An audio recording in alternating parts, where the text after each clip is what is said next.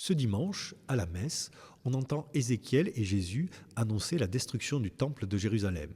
Et désolé de le dire, mais Jésus copie Ézéchiel. Oui, Jésus copie énormément les prophètes.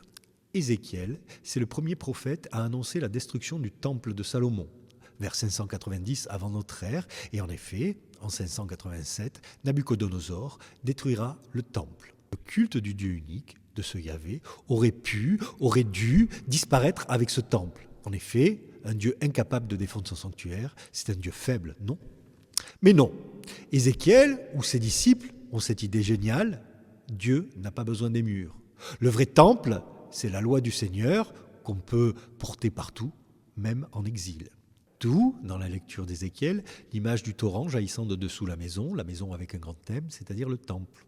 Et ce torrent, il se trouve qu'il irrigue beaucoup de terres, où se trouvent des communautés juives dispersées, celles de l'exil à Babylone, mais celles qui ont fui aussi devant les armées babyloniennes. D'où cette quasi-monomanie des prophètes. Le sacrifice, c'est respecter la loi du Seigneur.